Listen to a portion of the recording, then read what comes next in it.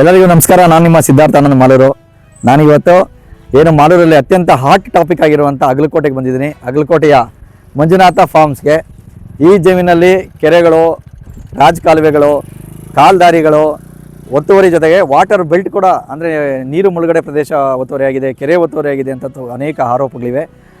ಈ ಜಮೀನು ಬಗ್ಗೆ ನಾನು ಯಾಕೆ ಮಾತಾಡಬೇಕಂದ್ರೆ, ಈ ಜಮೀನು ಕನ್ವರ್ಷನ್ ಮಾಡಿಸಿರೋದೆ ನಾನು. 100 ಎಕರೆ ಜಮೀನನ್ನ 100 ರೂಪಾಯಿ ಕಾಸು ತೊಗೊಳ್ದೆ, ಯಾವ ಅಧಿಕಾರಿಗೂ 100 ರೂಪಾಯಿ ಕಾಸು ಕೊಡದೆ ಕನ್ವರ್ಷನ್ ಮಾಡಿಸುವಲ್ಲಿ ನಾವು ಯಶಸ್ವಿ ಆದ್ರಿ. ನಮ್ಮ ಈಗೋಸ್ಕರ ಈ ಕೆಲಸವನ್ನು ಮಾಡಿದ್ರಿ. ನಾವು ಯಾವುದೋ ಹಣಕ್ಕೋಸ್ಕರನೋ ರಾಜಕಾರಣಕ್ಕೋಸ್ಕರನೋ ಮಾಡಿಲ್ಲ. ಮಾಲೂರಲ್ಲಿ ನಮ್ಗೆ ಕೊಟ್ಟಂಥ ಕೆಲಸನ ಪ್ರತಿಯೊಂದು ಮಾಡ್ತೀವಿ ಅನ್ನೋದಕ್ಕೆ ಆಟಿಗೆ ತೊಗೊಂಡು ನಾವು ಅನೇಕ ಕೆಲಸಗಳು ಮಾಡಿಸಿದ್ವಿ. 1 ರೂಪಾಯಿ ಕಾಸು ತೊಗೊಳ್ದೆ. ಅದರ ಭಾಗವಾಗಿ 100 ಎಕರೆ ಜಮೀನು ನಾನೇ ಕನ್ವರ್ಷನ್ ಮಾಡಿಸಿದ್ದು. ನಾನು ಕನ್ವರ್ಷನ್ ಮಾಡಿಸಿರುವಂಥ ಜಮೀನುಗಳಲ್ಲಿ ಏನೇನಾಗಿದೆ ಅಂತ ನಿಮ್ಗೆ ಎಕ್ಸ್ಪ್ಲೇನ್ ಮಾಡ್ತೀನಿ, ಬನ್ನಿ ನೋಡೋಣ. ಇದು ಅಗಲಕೋಟೆ ಜಮೀನು. ಯಾಕೆ ಇದು ತಮಾಷೆ ಅಂತ ಹೇಳ್ತಾ ಇದ್ದೀನಿ ಅಂದರೆ, ಈ ಜಾಗದಲ್ಲಿ ಒಂದೇ ಒಂದು ಡೆವಲಪ್ಮೆಂಟ್ಸ್ ಇಲ್ಲದೆ, ಇನ್ನೂ ಪ್ರಾಧಿಕಾರದ ಅನುಮತಿಯನ್ನೇ ತಗೊಳ್ಳದೆ ಇದೆಲ್ಲ ಒತ್ತುವರಿ ಆಗ್ಬಿಟ್ಟಿದೆ. ಈ ಜಮೀನೆಲ್ಲ ತಿಂದಾಕ್ಬಿಟ್ಟಿದ್ದಾರೆ. ಇದರಲ್ಲಿ ಸರ್ಕಾರಿ ಜಮೀನಿದೆ ಅನ್ನೋದ್ರ ಬಗ್ಗೆ ಹೆಚ್ಚು ಡ್ರಾಮಾ ನಡೀತಿದೆ. ನಾನು ಯಾಕೆ ಈ ವಿಚಾರನ ಮಾತಾಡಬೇಕು ಅಂದರೆ, ಈ ನಮ್ಮ ಆತ್ಮೀಯ ಗೆಳೆಯರಾದಂಥ ಗಂಗಾಧರ ನಾಯ್ಡು ಅವ್ರ ಕಡೆಯಿಂದ ತಗೊಂಡು ಕನ್ವರ್ಷನ್ ಮಾಡಿಸಿರೋದೇ ನಾನು ಇದನ್ನು ಕನ್ವರ್ಷನ್ ಮಾಡಿಸಿದ್ದೀನಿ ಅಂತ ನಾನು ಈ ಹಿಂದೆ ಕೂಡ ಮಂಜುನಾಥ ಗೌಡ್ರು ಮಾಜಿ ಶಾಸಕರಿಗೂ ಹೇಳಿದ್ದೀನಿ. ಅಗ್ರಹಣ ಗೊತ್ತಿದೆ, ತುಂಬ ಜನ ಅಧಿಕಾರಿಗಳಿಗೆ ಗೊತ್ತಿದೆ, ರೆವಿನ್ಯೂ ಅಧಿಕಾರಿಗಳು ಮಾಲೂರಲ್ಲಿ ತುಂಬ ಜನ ಪೊಲಿಟಿಷಿಯನ್ಸ್ಗೂ ಗೊತ್ತಿದೆ. ಆ ಕಾರಣಕ್ಕೆ ಇದರಲ್ಲಿ ಈ ಕಾಮಿಡಿ ಜಾಗದಲ್ಲಿ, ಈ ತಮಾಷೆ ಮಾಡ್ತಿರೋ ಮಾಲೂರಲ್ಲಿ ಪೊಲಿಟಿಕಲ್ಲಿ ತಮಾಷೆ ಮಾಡ್ತಿರೋವಂಥ ಜಾಗದಲ್ಲಿ ಏನೇನು ಒತ್ತುವರಿ ಆಗಿದೆ ಅನ್ನೋದ್ರ ಬಗ್ಗೆ ನಿಮ್ಗೆ ಹೇಳ್ತೀನಿ. ನೋಡಿ, ಇದು ಸರ್ವೆ ನಂಬರ್ 3 ಕೆರೆ ಜಾಗ. ಇದು ನೋಡಿ, ಈ ಕೆರೆ ಜಾಗ. ಈ ಕೆರೆ ಜಾಗದಲ್ಲಿ ಅಲ್ಲಿ ಕಾಣಿಸ್ತಾ ಇದೆಯಲ್ಲ, ಅದು ಕ್ಲಬ್ ಹೌಸ್. ಅದು ಕ್ಲಬ್ ಹೌಸ್ ಕಟ್ಟಿ ಕೆರೆ ನಂಬರ್ 3 ಕೆರೆ ಒತ್ತುವರಿ ಮಾಡ್ಕೊಂಡಿದ್ದಾರೆ. ಕ್ಲಬ್ ಹೌಸ್ ಕಾಣಿಸ್ತಾ ಇದೆಯಾ? ಒಂದು 10 ಅಫ್ಟೇರ್ ಇದೆ ನೋಡ್ರಿ ಕ್ಲಬ್ ಹೌಸು. ಈ ಕಡೆ ಬಂದರೆ ಇಲ್ಲಿ ಅಧಿಕಾರಿಗಳಿಗೆ ಇದು ಕೊಟ್ಟಿದ್ದಾರೆ ಲಂಚ. ಅಧಿಕಾರಿಗೆ ಲಂಚ ಕೊಟ್ಟು ನೋಡಿ, ಇಲ್ಲೊಂದು ಅಪಾರ್ಟ್ಮೆಂಟ್ ಕಟ್ಟಿದ್ದಾರೆ. ಈ ಅಪಾರ್ಟ್ಮೆಂಟ್ 10 ಫ್ಲೋರ್ ಏನಿದೆ, ಈ 10 ಫ್ಲೋರು ಒಂದೊಂದು, ಒಬ್ಬರು RIಗೆ ಟೇಕಲ್ RIಗೆ ಒಂದು ಫ್ಲೋರು, SP ಮೇಡಮ್ಗೆ ಒಂದು ಫ್ಲೋರು, ADC ಮೇಡಮ್ಗೆ ಒಂದು ಫ್ಲೋರು, DC ಅವ್ರಿಗೆ ಒಂದು ಫ್ಲೋರ್ ಕೊಟ್ಟು ಇದೆಲ್ಲ ಒತ್ತುವರಿ ಆಗಿಬಿಟ್ಟಿದ್ದು ಪೂರ್ತಿ. ಏನಾದರೂ ಹೇಳೋಕ್ಕೆ ಮುಂಚೆ, ಯಾವುದಾದ್ರೂ ಜಾಗ ಒತ್ತುವರಿ ಆಗಿದೆ ಅಂತ ಹೇಳೋಕ್ಕೆ ಮುಂಚೆ ಆ ಜಾಗದಲ್ಲಿ ಏನಾದರೂ ಸಿವಿಲ್ ವರ್ಕ್ ಆಗಿರಬೇಕು, ಏನಾದರೂ ಡೆವಲಪ್ಮೆಂಟ್ಸ್ ಆಗಿರಬೇಕು. ಈ ಜಾಗ ಇರೋದು 4 ಎಕರೆ 19 ಗುಂಟೆ. ನೋಡಿ, ಇದು ಒತ್ತುವರಿ ಆಗಿದ್ದರೆ, ಅಕಸ್ಮಾತ್ ಒತ್ತುವರಿ ಆಗಿದ್ದರೆ ಒಂದು ಈ ಭೂಮಿಯನ್ನು ಲೆವೆಲ್ ಮಾಡಬೇಕಿತ್ತು. ಈ ಕೆರೆ ಹೇಗಿದೆಯೋ ಇಲ್ಲೆಲ್ಲ ಹೂಳು ಗೀಳೆಲ್ಲ ತುಂಬ್ಕೊಂಡಿದ್ದಾರೆ, ಇದನ್ನು ಲೆವೆಲ್ ಮಾಡಬೇಕಿತ್ತು. ಲೆವೆಲ್ ಅಂತೂ ಮಾಡಿಲ್ಲ.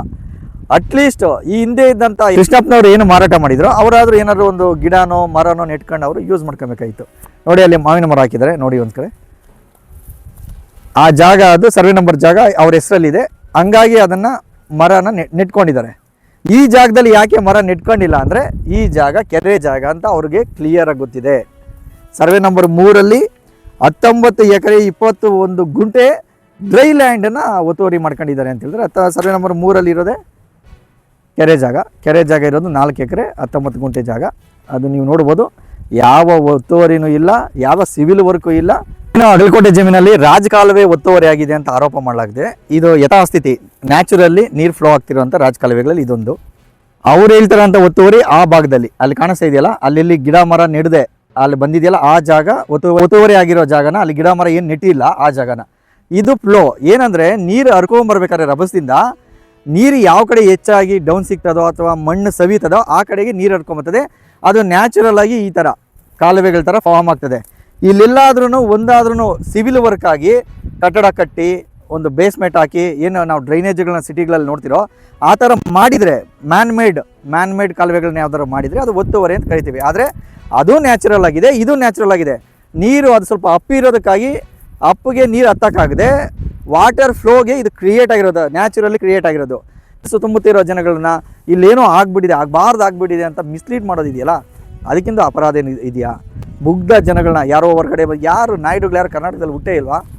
ಕರ್ನಾಟಕದಲ್ಲಿ ಯಾರು ರೆಡ್ಡಿಗಳಿಲ್ವಾ? ಏನೋ ಆಂಧ್ರದಿಂದನೇ ಬರಬೇಕಾ? ಇಲ್ಲಿ ಯಾರು ಕಮ್ಮಗಳು ಯಾರು ಇಲ್ವಾ? ಇಲ್ಲಿ ಹುಟ್ಟಿ ಬೆಳೆದಿದ್ದಾರೆ ನಮ್ಮ ನಾಯ್ಡು ಅವರು. ಮುಳುಬಾಗ್ಲಲ್ಲಿ ಹುಟ್ಟಿರೋದು. ಏನು ಅಗಲಕೋಟೆ ಜಮೀನಲ್ಲಿ 50 ಎಕರೆ ಆಕ್ರಮಿತ ಶಾಲೆ ಅಂತ ಹೇಳ್ತಾ ಇದ್ದಾರೋ, ಇಲ್ಲಿಗಲ್ ಎನ್ಕ್ರೋಚ್ಮೆಂಟು. ಆ ಜಾಗದ ಬಿಲ್ಡಿಂಗ್ ಇದೆ. ಈ ಬಿಲ್ಡಿಂಗ್ ಸೈಜ್ ಬಂದು 6 ಇಂಟಡಿ ಇದೆ ಒಳಗಡೆ. 6 ಇಂಟಡಿ ಜಾಗದಲ್ಲಿ ಎಷ್ಟು ಜನ ವಿದ್ಯಾರ್ಥಿಗಳು ಕೂತ್ಕೊತಾಯಿದ್ರು? ಇಡೀ ಕರ್ನಾಟಕದಲ್ಲಿ ಎಲ್ಲಾದ್ರೂ 6 ಎಂಟಡಿ ಜಾಗದಲ್ಲಿ ಶಾಲೆಗಳು ಕಟ್ಟಿರೋಂಥ ಇತಿಹಾಸ ಎಲ್ಲರೂ ಇದೆಯಾ ನೋಡಿ? ಅದಕ್ಕೆಲ್ಲ ಸರ್ಜಾಗಲಿಲ್ಲ, ವಿಂಡೋಸ್ಗೆ ಯಾವುದಕ್ಕೂ ಸರ್ಜಾಗಲಿಲ್ಲ, ಎಲ್ಲೂ ನೇಮ್ ಬೋರ್ಡ್ ಇಲ್ಲ. ಈ ಥರ ಶಾಲೆನ. ಮತ್ತು ಇಲ್ಲಿ ಕಿಚನ್ ಇದೆ, 2 ಕಡೆ 2 ರೂಮಲ್ಲಿ 2 ಕಿಚನ್ ಇದೆ. ಇದು ಕೆಲಸ ಮಾಡ್ತಿದ್ದಂಥ ಗೂರ್ಖಗಳಿಗೋಸ್ಕರ ಕಟ್ಟಿರುವಂಥ ಕಟ್ಟಡ ಇದು. ಈ ಕಟ್ಟಡವನ್ನು ಶಾಲೆ ಅಂತ ಹೇಳಿ ತೋರಿಸಿ ಅದಕ್ಕೆ ಯಾರೋ ಒಂದು ಇಬ್ಬರು ಕ್ಯಾಂಡಿಡೇಟ್ಗಳನ್ನ ತಗೊಂಬಂದು ಇದು ಶಾಲೆ ಜಮೀನು ಅಂತ ಏನು ಆರೋಪ ಮಾಡಿದ್ರೆ ಆ ಕಟ್ಟಡದ ನೈಜತೆ ಇದು. ಯಾವುದಾದ್ರು ಶಾಲೆ ಈ ಥರ ಇರ್ಲಿಕ್ಕೆ ಸಾಧ್ಯನಾ? ಸರ್ಜಾ ಇಲ್ಲದೆ, ನೇಮ್ ಬೋರ್ಡ್ ಇಲ್ಲದೆ ಏನೋ ಒಂದು ಸಾಕ್ಷ್ಯ ಆಧಾರಗಳೇನೂ ಬೇಕಾಗಲ್ವಾ? ಬನ್ನಿ ಒಳಗಡೆ ನೋಡಿಸ್ತೀನಿ. ನೋಡಿ, ಇಷ್ಟೇ ಜಾಗ ಇದೆ. ಇದು ಇಷ್ಟ ಅಗಲ ಜಾಗದಲ್ಲಿ 8 ಅಡಿ ಕೂಡ ಬರಲ್ಲ. ಇದು ಹಿಂಗೊಂದು 6 ಅಡಿ ಬರ್ತದೆ, ಹಿಂಗೊಂದು 6 ಅಡಿ ಬರ್ತದೆ. ಇಲ್ಲೊಂದು ಕಿಚನ್ ಬರ್ತದೆ. ಕರ್ನಾಟಕದಲ್ಲಿ 100 ವರ್ಷಗಳ ಇತಿಹಾಸದ ಯಾವುದೇ ಶಾಲೆಯನ್ನು ತಗೊಳ್ಳಿ, ಈ ಥರ ಕಿಚನ್ ಮಾಡ್ಕೊಂಡು ಈ ಥರ ಒಂದು 6 ಅಡಿಗೆ 6 ಅಡಿ ಜಾಗದಲ್ಲಿ ಶಾಲೆ ಕಟ್ಟಡ ಕಟ್ಟಿರುವಂಥ ಯಾವುದಾದ್ರು ಜಾಗ ಇದ್ದರೆ ನೋಡಿಸ್ಬೇಕು ಇನ್ನೊಂದು ಶಾಲೆನ ಅಂತ ನಾನು ಮನವಿ ಮಾಡ್ಕೊತೀನಿ. ಯಾರ್ಯಾರು ಆರೋಪ ಮಾಡ್ತಾರೆ ಇದು ಸರ್ಕಾರಿ ಶಾಲೆ ಕಟ್ಟಡ ಅಂತ, ಇದು ಶಾಲಾ ಕಟ್ಟಡವೇ ಅನ್ನೋದನ್ನ ಈ ಥರ ಎಲ್ಲರೂ ಇದೆಯೇ ಅನ್ನೋದನ್ನ ಇನ್ನೊಂದು ತೋರಿಸ್ಬೇಕು ಅಂತ ನಾನು ಮನವಿ ಮಾಡ್ಕೊತೀನಿ. ಇನ್ನೊಂದು ರೂಮ್ ಇದೆ, ತೋರಿಸ್ತೀನಿ ಬನ್ನಿ. ಏನು ಅಗಲಕೋಟೆಯ ಸ್ವತಂತ್ರ ಹೋರಾಟಗಾರರು ಓದಿರೋ ಶಾಲೆ ನೋಡಿ ಇದೆ. ಇದು 8 ಕಾರ್ ಜಾಗ ಇದೆ. ಇದು 2ನೇ ಕಿಚನ್. ಇದು ಅಲ್ಲಿ ಒಂದು ಕಿಚನ್ ಇದೆ ನೋಡಿ, ಇಲ್ಲೊಂದು ಕಿಚನ್ ಇದೆ ನೋಡಿ. ಇಲ್ಲಿ ಹೊಗೆಗೂಡು ಇದೆ. ಕಿಚನ್ಗೆ ಆ ಕಾಲದಲ್ಲಿ ಹೊಗೆಗೂಡು ಮಾಡ್ತಿರಲ್ಲ, ಇದು ಹೊಗೆಗೂಡು. ಇದು ಶಾಲೆಯಲ್ಲಿ 2 ರೂಮ್ ಇದೆ. 2 ರೂಮು 6 8 ಅಡಿ ಇದೆ. ಆ 2 ರೂಮ್ಗೂ ಸಪ್ರೇಟ್ ಒಲೆ ಇಟ್ಕೊಂಡಿದ್ದಾರೆ. ಶಾಲೆ ಮಕ್ಳಿಗೆ ಯಾರು ಒಲೆ ಇಟ್ಕೊಡ್ತಾರಾ? ಅಡುಗೆ ಮಾಡ್ತಾ ಇದ್ದೀರಾ? ಏನಾದರೂ ಮಾತಾಡೋಕ್ಕೆ ಒಂದು ರೀತಿ ನೀತಿ ಇದೆಯಾ? ಈ ಗೋಡೆಗಳು ಸ್ಟ್ರೆಚ್ ನೋಡಿದ್ರೆ ಗೊತ್ತಾಗಲ್ಲ ಇದು ಶಾಲೆನ ಅಲ್ಲ ಅಂತ. ಏನು ನಾವು ನಿಂತಿದ್ದೀವಿ, ಈ ಕಡೆ ಇದು ಬಂಗಾರಪೇಟೆ, ಈ ಕಡೆ ಮಾಲೂರು ತಾಲೂಕು, ಅದ್ರ ಗಡಿ ಭಾಗದಲ್ಲಿದ್ದೀವಿ. ಈಗ ಬಂಗಾರಪೇಟೆ ಅವರು ಏನು ಹೇಳ್ತಾ ಇದ್ದಾರೆ, ಈ ಜಮೀನುಗಳ ಮಾಲೀಕರು, ನೀವು ಇಲ್ಲಿ ಹೊರಗಡೆ ಮಾಲೂರು ಜಮೀನುಗಳಿಂದ ಬರುವಂಥ ಎಲ್ಲ ನಕ್ಷೆದಾರಿಗಳನ್ನು ಒತ್ತುವರಿ ಮಾಡ್ಕೊಂಡು ಈಗ ಈ ಜಮೀನುಗಳಿಗೆ ಒಂದು 20 ಅಡಿ ರಸ್ತೆಯನ್ನು ಬಿಟ್ಟು ಹಿಂಗೆ ಮೇನ್ ರೋಡ್ಗೆ ಕನೆಕ್ಟ್ ಮಾಡಿಕೊಡಿ ಅಂತ ಕೇಳ್ತಾ ಇದ್ದಾರೆ. ಸಂಬಂಧಪಟ್ಟಂಥ ಇಲಾಖೆಗೆ, ಸಕ್ಷಮ ಪ್ರಾಧಿಕಾರಕ್ಕೆ ಅವರು ಮನವಿನ ಕೊಡಬೇಕು. ರೈತರು ಅವರು ಬಂದು ನಮಗೆ ಪಥ ಬದಲಾವಣೆ ಮಾಡಿಕೊಡಿ ಅಂದರೆ ಪಥ ಬದಲಾವಣೆ ಮಾಡಿಕೊಡ್ಬೋದು. ಇಲ್ಲಿ ಇಲ್ಲದೇ ಇರುವಂಥ ರಸ್ತೆ ಬಿಟ್ಕೊಡಿ ಅಂದರೆ ಯಾರು ಬಿಟ್ಕೊಡ್ತಾರೆ? ಆ ಕಾರಣಕ್ಕೆ ರಾತ್ರೋರಾತ್ರಿ ನೋಡಿ ಗೂಂಡಾಗಳನ್ನ ಕಳಿಸಿ ನೋಡಿ ಎಲ್ಲ ಕಟ್ ಮಾಡಿರೋದು. ಇದೆಲ್ಲ ಕಟ್ ಮಾಡಿರೋದು ನೀಟಾಗಿ ಕಾಣಿಸುತ್ತೆ ನೋಡಿ. ಇದೆಲ್ಲ ಕಟ್ ಮಾಡಿದ್ದು ಈಗ ಸುಮಾರು 1 ಕಿಲೋಮೀಟರ್ ಜಾಗವನ್ನು ಕಟ್ ಮಾಡಿದ್ದಾರೆ. ಅದನ್ನು ದೂರು ಕೊಡದೆ ಇನ್ನೇನು ಮಾಡ್ತಾರೆ? ಬೇರೆ ಯಾರೋ ಗೂಂಡಾಗಳಾಗಿದ್ದರೆ ಅದು ಅವ್ರನ್ನ ಹೊಡೆಯೋದು, ಬಡಿಯೋದು, ಕರ್ಕೊಂಬರೋದು ಮಾಡ್ತಾರೆ. ಕಾನೂನು ಮೇಲೆ ಗೌರವ ಇರೋದಕ್ಕೆ ಪೊಲೀಸ್ ಅಧಿಕಾರಿಗಳಿಗೆ ದೂರು ಕೊಟ್ಟು ಮಾಡಿದ್ದಾರೆ. ನೋಡಿ ಇದೆಲ್ಲ ಕಟ್ ಮಾಡಿದ್ದಾರೆ ನೋಡಿ, ಫುಲ್ ರಸ್ತೆ ಮಾಡಿದ್ದಾರೆ. ಇಲ್ಲೇನು ಕಾಣಿಸ್ತಿದೆ ರಸ್ತೆ, ಇದು 20 ಅಡಿ ರಸ್ತೆ. ಈ 20 ಅಡಿ ರಸ್ತೆಯನ್ನು ಮೊದಲು ಈ ಜಮೀನಿನ ಭೂ ಮಾಲೀಕರು ಬಳಸ್ತಾ ಇದ್ದಂಥ ರಸ್ತೆ. ಈಗೇನು ಕಾಲ್ದಾರಿಗಳೆಲ್ಲ ಕ್ಲೋಸ್ ಆಗಿದೆ ಅಂತ ಹೇಳ್ತಾ ಇದ್ದಾರೆ. ಆ ಕಾಲ್ದಾರಿಗಳು ಮನುಷ್ಯ ಅವಾಗ ಬರೀಗಾಲಲ್ಲಿ ಯಾವುದೇ ವೆಹಿಕಲ್ಸು, 2 ವೀಲರ್ಗಳು ಏನು ಇಲ್ದಿದೆ ಬರೀಗಾಲಲ್ಲಿ ಓಡಾಡ್ದಂಥ ರಸ್ತೆಗಳು. ಯಾವಾಗ ಜನಗಳ ಹತ್ರ ವೆಹಿಕಲ್ಸು, ಕಾರು, ಟ್ಯಾಕ್ಟ್ರಿ, 2 ವೀಲರ್ ಎಲ್ಲ ಬಂತು, ಅವಾಗ ಅವರು ಓನರ್ಸ್ ಯಾವ ರಸ್ತೆನ ಬಳಸ್ತಿದ್ರು ಅದೇ ರಸ್ತೆನ ಇದನ್ನು ಬಳಸ್ತಾ ಇದ್ರು. ಇದು ಸುಮಾರು 20-22 ಅಡಿ ಇರುವಂಥ ರಸ್ತೆ. ಇದು ಈಗ ಜನ ವೆಹಿಕಲ್ಸ್ನ ಬಳಸ್ಕೊಂಡು ಈ ದೊಡ್ಡ ರಸ್ತೆಯಲ್ಲಿ ಓಡಾಡೋಕ್ಕೆ ಸ್ಟಾರ್ಟ್ ಮಾಡಿದ್ರು. ಕಾಲ್ದಾರಿಯಲ್ಲಿ ಓಡಾಡೋದನ್ನು ಬಿಟ್ಬಿಟ್ರು. ಅವಾಗ ಆಟೋಮೆಟಿಕ್ಕಾಗಿ ಅದು ಗಿಡಗಳು ಬೆಳ್ಕೊಂಡು ಆ ರಸ್ತೆ ಆಟೋಮೆಟಿಕ್ಕಾಗಿ ಕ್ಲೋಸ್ ಆಗಿದೆ. ಈಗೇನು ಮಾಡ್ತಿದ್ದಾರೆ, ಅದೆಲ್ಲ ಎನ್ಕ್ರೋಚ್ಮೆಂಟ್ ಆಗಿಬಿಟ್ಟಿದೆ, ಅದನ್ನೆಲ್ಲ ಒತ್ತುವರಿ ಮಾಡ್ಕೊಂಡ್ಬಿಟ್ಟಿದ್ದಾರೆ ಅಂತ ಇವಾಗೇನು ಆರೋಪ ಮಾಡ್ತಿದ್ದಾರೆ. ಹಾಗಾದರೆ ಈಗ ಅಧಿಕಾರಿಗಳು ಅದನ್ನೇ 8 ಅಡಿ ರಸ್ತೆ ಬಿಟ್ಕೊಡಿದ್ರೆ ಇದನ್ನು ಕ್ಲೋಸ್ ಮಾಡ್ತಾರೆ. ನೋಡಿಸ್ರಿ, ಈ ಜಾಗನ ಕಂಪ್ಲೀಟ್ ಈ ರಸ್ತೆನ ಕ್ಲೋಸ್ ಮಾಡ್ತಾರೆ. ಇದು ಪ್ರೈವೇಟ್ ಜಾಗ ಅಲ್ವಾ? 20 ಅಡಿ ಜಾಗ ಬಿಟ್ಕೊಟ್ಟಿದ್ದಾರೆ. ಇಲ್ಲಿ 8 ಅಡಿ ಜಾಗದಲ್ಲಿ ಅದು ಎನ್ಕ್ರೋಚ್ ಮಾಡಿರೋದಲ್ಲ, ಜನ ಓಡಾಡದೆ ಗಿಡಗಳು ಬೆಳ್ಕೊಂಡಿರೋ ಜಾಗನ ಒತ್ತುವರಿ ಮಾಡ್ಕೊಂಡಿದ್ದಾರೆ ಅಂತ ಸುಳ್ಳು ಆರೋಪ ಮಾಡ್ತಿರೋದು. ಇದು ಆ್ಯಕ್ಚುಲಿ ಜನ ಓಡಾಡ್ತಿರೋ ಜಾಗ. ಈಗ ಇಲ್ಲೇನು ಇಲ್ಲಿ ನೋಡ್ತಾ ಇರಿ, ಇಲ್ಲಿ ಕತ್ತಾಳಿ ಕಲ್ಲಿದೆ. ಅಲ್ಲಿ ಮೊನ್ನೆ ಆರೋಪ ಮಾಡಿದ್ರೆ ಏನಿತ್ತು, ಕತ್ತಾಳಿ ಕಳ್ಳಿಯನ್ನು ನಾವು ಯಾರು ತಂದು ಹಾಕೋಕ್ಕಾಗಲ್ಲ, ಅದು ಆಟೋಮೆಟಿಕ್ ಬೆಳೀತದೆ, ಫಸ್ಟಿಂದಾನು ಗಡಿ ಭಾಗ ಅದೇ ಇರ್ತದೆ ಅಂತ ಆರೋಪ ಮಾಡಿದರು. ಕಾಂಪೌಂಡ್ ವ್ಯವಸ್ಥೆ ಎಲ್ಲ ಇಲ್ದಿದ್ದಾಗ ಹೌದು ಕತಾಳಿ ಗಿಡ, ಮುಳ್ಳಾರಿ ಗಿಡಗಳನ್ನು ನಾವು ಕಾಂಪೌಂಡ್ಗೋಸ್ಕರ ಬಳಸ್ಕೊಂಡು ಸತ್ಯ. ಕತಾಳಿ ಗಿಡದ ಹತ್ರನೇ ಬೌಂಡ್ರಿ ಇರೋದಾದರೆ ನೋಡಿ, ಬಂದು ಸರ್ವೆ ಮಾಡಿದಾಗ ಮಾರ್ಕನ್ನ ಇಲ್ಲಿ ಮಾಡಿದ್ದಾರೆ, ಹಂಗಾರೆ ಕಾಂಪೌಂಡ್ ಕರೆಕ್ಟಾಗಿ ಹಾಕಿದ್ದಾರೆ ಅಂತ ಅರ್ಥ ಅಲ್ವಾ? ಆವಾಗ ಅಂದಾಜಾಗಿ ಅಲ್ಲಿ ಹಾಕೊಂಡಿರ್ತಾರೆ. ಎಷ್ಟೋ ಜಮೀನುಗಳಲ್ಲಿ ಒಂದು ಸ್ವಲ್ಪ ಹೆಚ್ಚಾಗಿ ಹಾಕೊಂಡಿರ್ತಾರೆ, ಒಂದು ಸ್ವಲ್ಪ ಕಡಿಮೆನೂ ಹಾಕೊಂಡಿರ್ತಾರೆ. ಯಾವುದೋ ಆ ಕಾಲದಲ್ಲಿ. ಹಂಗಾಗಿ ನೋಡಿ, ಕತ್ತಾಳಿ ಎಲ್ಲಿದೆಯೋ ಅಲ್ಲಿಗೆ ಬೌಂಡ್ರಿ ಇತ್ತು ಅಂತ ಅದು ಸುಳ್ಳು ಅಂತ ಆಯ್ತಾ? ಹಂಗಾರೆ ಇಲ್ಲಿಗೆ ಅಧಿಕಾರಿಗಳೇ ತಂದು ಇಲ್ಲಿ ಹಾಕಿದಾರಲ್ಲ.